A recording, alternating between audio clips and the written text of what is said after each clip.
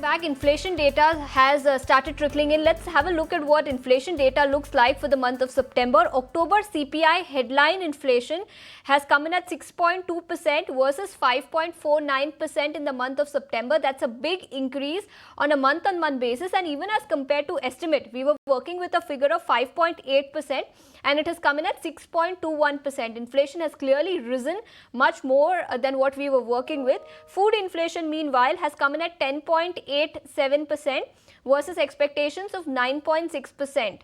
Rural inflation, CPI rural inflation at 6.68%, urban inflation at 5.62%, and industrial production data has also started coming in, 3.1% increase on a year-on-year basis versus estimate of 2.5%. So industrial production data has been much better than what the street was working with, but inflation clearly continues to remain a concern, both on a month-on-month basis as well as compared to what ET Now poll was suggesting. It's a big miss and it has come in much ahead of what the poll was suggesting. We also have to decode this and more. We have two experts joining us on the show. Suvodeep Rakshit, Chief Economist at Kotak Institutional Equities, and we have Indraneel Pant, Chief Economist at Yes Bank, now joining us. Gentlemen, thank you so much for taking your time out and speaking with us. Mr. Rakshit, coming to you first then, how do you read these numbers? Clearly much ahead on a year-on-year basis, and as compared to estimates, numbers look weak, but what is your reading? Clearly, this is way above anybody's expectations, market expectations, our expectations, and I think even definitely the RBI's expectations also. What this kind of reflects is vegetable prices and food prices in general have seen a significant rise. So most of the increase is being driven by the food inflation part. But having said that, we should also remember that if you look at the breakup, the core inflation has also started to move up. The trough was at around 3% 2-3 months back, but now it is somewhere around 3.6 to 3.8% for the current month. Now, slowly, this core inflation will continue to increase, partly because of the favorable base effects moving away. And as well as if you see at the headline inflation part, which again is being driven by the food inflation, that will kind of indicate that the RBI has to be, will remain cautious on the inflation part of things for a much longer time. December rate cut is definitely out of the window, but strictly looking at the inflation numbers, and to that extent, it's important to kind of recognize that it's a food inflation part. Once the food inflation goes away, will the dynamics change? I think that's important to decode from here on. If you look at the November numbers, I think the print on the headline inflation will be on the higher side, primarily because the food inflation component is still not coming down. November early indications show that food prices have remained on the higher side. Food prices have remained on the higher side, and you expect the trend to continue going forward in the month of November as well. But Indraneel, your thoughts? Do you expect the trend to continue going forward? Your assessment of where inflation could stand for the month of November? Well, I think Shubhadeep has summed it up quite well. And just to sort of continue from where Shubhadeep left off in terms of the November, early indications, he did point out the early indications, obviously, the fruit prices have once again shot up. The last data that I saw on a month-on-month basis till date in this current month is about 5.5%. The vegetables has softened, which is led by a softening in the tomato prices because it's the cultivation season. Surprisingly, the onions and the potatoes are holding strong, and the month-on-month momentum is as strong as in the previous month. And cereals have been on a higher side compared to the previous month. So I think he's right in assessing that the inflation is on the higher side. But in my own opinion, I think the focus, and even from an RBI's perspective, needs to also, to a certain extent, shift onto the core perspectives. And the point that I'm trying to make here is that we have a Trump presidency once again. We are talking about tariffs being raised not only on China, but on the rest of the world. That will definitely have an inflationary impact.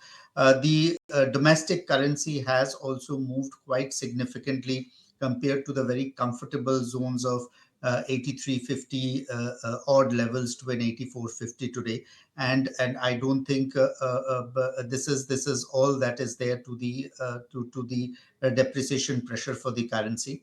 So all these factors will need to be assessed by the Reserve Bank of India, factored in, and the focus therefore has to also be on the core WPI and what is the implication of both higher inflation on the CPI side from a food perspective, and the likely pass through that might or might not happen from the input prices, because most of the companies are strained in terms of profitability. So there can be a relatively larger pass through if input costs start hitting them. So core also, in my opinion, becomes important. Yes, Shubhadeep did point out that core floor has already been passed.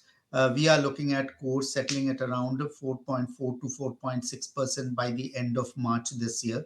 And as I said, that should also be a focal point in terms of the RBI's assessment of inflation going forward.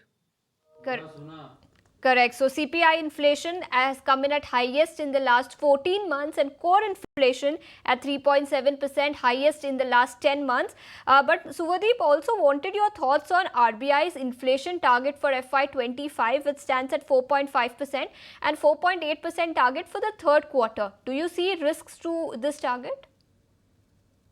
Definitely, the third quarter will definitely be on the higher side, which will kind of push the full year numbers also on the higher side. The 4.5% that they have in terms of the full year will have to be revised higher. I think one of the more important parts in this whole inflation rates and growth side of story is more on the growth side also. I mean, inflation third quarter will be on the higher side. At the same time, if you look at the second quarter growth prints, that will be much lower than what is being expected as of now. So to that extent, the job of the RBI becomes that much more complicated when there are downsides to growth and upside to inflation. And along with that, I think from a policy perspective, not just the revision of this year, which obviously should be closer to, I think, full year CPI inflation, our estimate would be closer to around 4.7% for the full year. It also kind of sets the tone in terms of where we see or where inflation goes in FY26, and hence how the RBI reacts. So inflation clearly will be has to be probably, and I think if the third quarter is revised higher, the full year number for the RBI also has to be revised higher. There are risks to third quarter numbers and the estimates that Reserve Bank of India has given, and also for the full year FY25. But also wanted your thoughts on the impact we could see on the interest rate environment going forward. There's this Monetary Policy Committee meeting in the first week of December. Indranil, do you believe rate cut possibility is completely off the table as of now? So again, contextually, I think the change of stance clearly implies that nothing is off the table. And they have been quite clear about the fact that they want to be data-driven, nimble.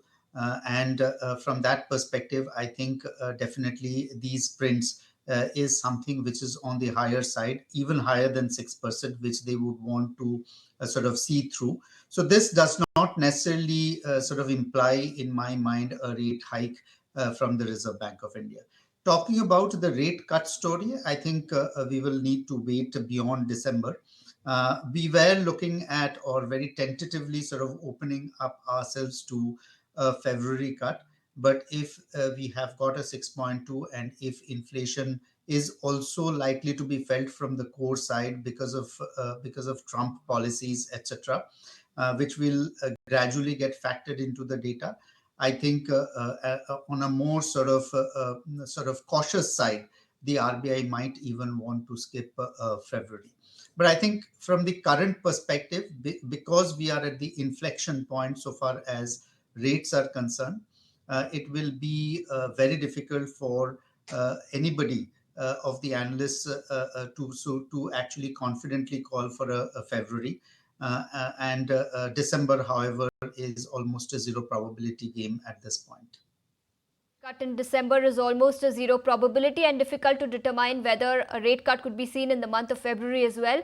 Indranil and Suvodeep, thank you so much for taking your time out and speaking with us here on ET Now. With that, it's a wrap, but you don't go anywhere. Stay tuned to the channel.